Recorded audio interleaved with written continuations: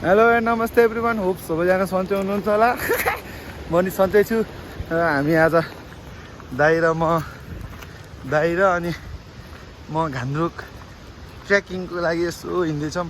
अझै 1 आवर्समा पुगिन्छ भन्ने सल्लाह र हल्ला।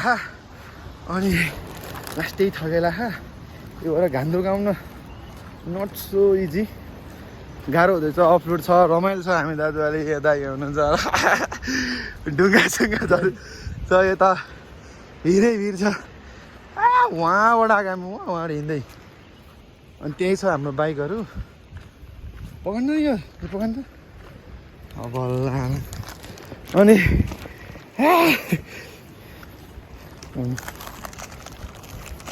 अनि हामी दाजुभाइ टक्क लगाएर घान्द्रुकतिर यात्रा शुभ यात्रा हिँडिरहेको छौँ। उहाँ देख्नुभयो नि, हो यहाँबाट आएको हामी हिँड्दै बाइक राख्यौँ। अनि सेकेन्ड हो, डे 1 त हालेन भन, हल्का मिलेन। अब बाइक दुइटैले पाली चलाउँदाखेरि हालिएन।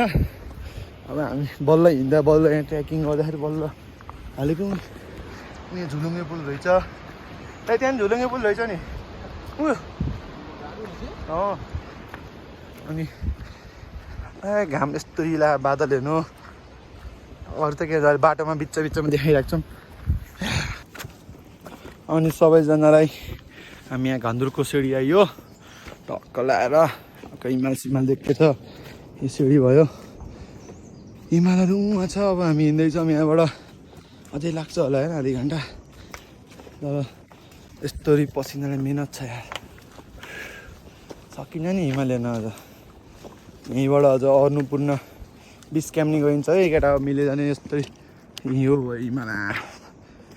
यहाँ त स्वर्ग गयो जस्तो हुन्छ, स्वर्ग अन्त यस्तरी ल है त गाइज। फेरि आधी बाटोमा भेटौँला है त फेरि। यति भन्दै बिदा म चाहन्छु के ल यतिबाट जाँदै। Finally we are coming beautiful village Ghandruk.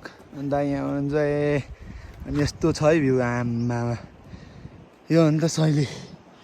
टक्क अब हिँड्न हामी हिँड्दैछौँ। यही चाहिँ दाइ हो माथिको नयाँ भिलेज। तर हामी उतै जानुपर्छ, भ्यू होइन त। टक्क यही हो घान्द्रुक है गाइजहरू। जुम गर्ने मिलेन एउटा हातले। टक्क यो हामी यहाँ छौँ, टक्क हिँड्दैछौँ। यसरी हिँड्नुपर्छ दाइ हामी त। Around 20 minute.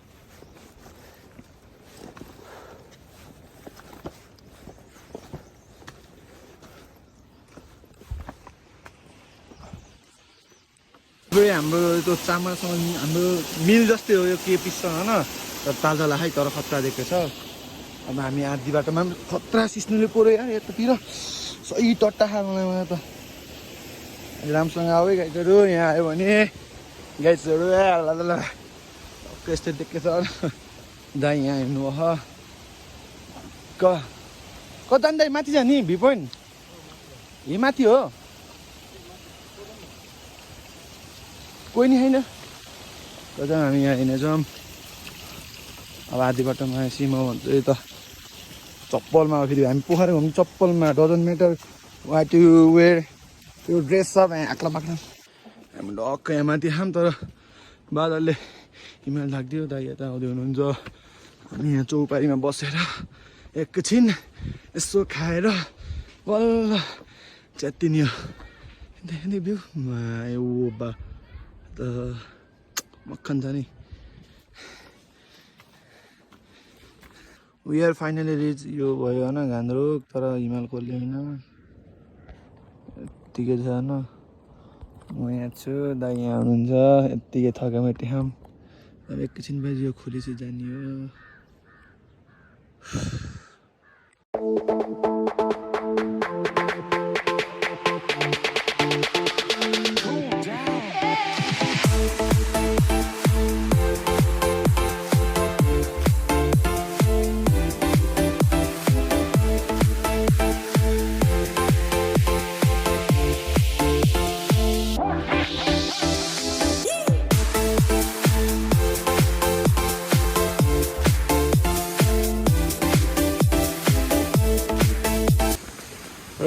घान्द्रुकबाट झर्दैछौँ तलतिर दाइ र म दाइ हिँड्नै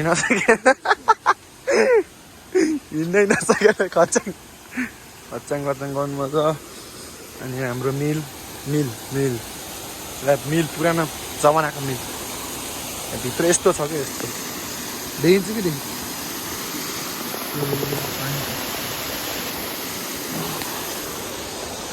भयो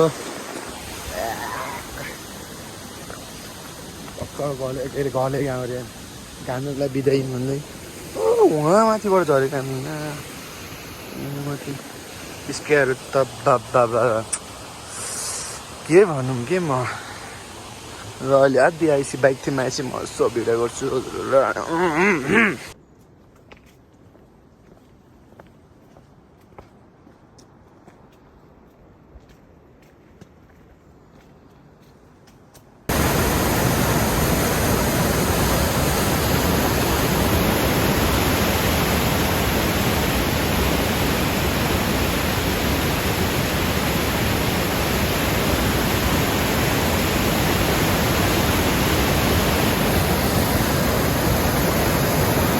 र गाइस हामी यहाँ आयो झर्ना तपमा कसम के हो र केटा यार यहाँ छ है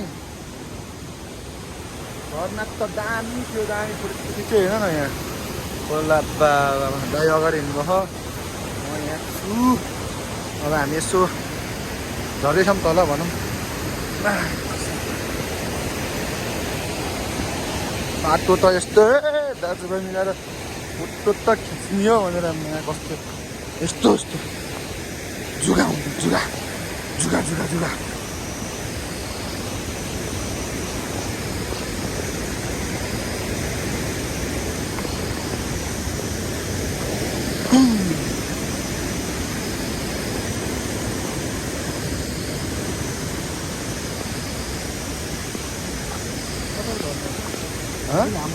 त्यहाँबाट हाम फाल्ने यहाँ चिप्लो खानु है ल हजुर हाम फाल्ने त्यसपछि म हाम फालेको देखाउनु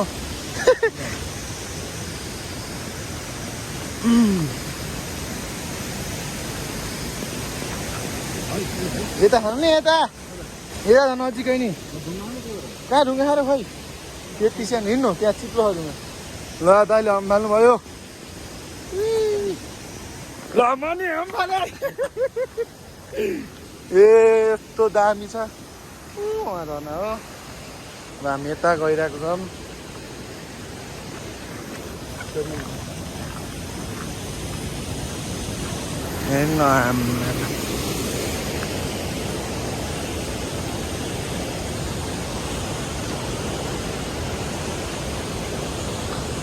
sky in the Nepal hello ल हामी यस्तो बाइक यहाँ राखेर टक्क एउटा यो झर्ना यस्तो हेर्नु त माथि बाबा मक्खन खान्छ मक्खन दाइ यहाँ हुनुहुन्छ यहाँ बाइक छ यहाँ वेट गरेको बाटोको नदेखाएको कार गयो कार रातो कार नदेखाएको बाटोको हिँडेको रमाइलो छ बाटो आउनुपर्छ घान्द्रुक है गाई ल आउनुपर्छ केटाहरू घान्द्रुक एकदिन आउनुपर्छ हामी नि टक्क हेर न अब दाइ उहाँ अब एकछिनपछि म दाइको फोटो खिचेर अनि त्यसपछि एकछिनपछि भिडियो गर्छ है त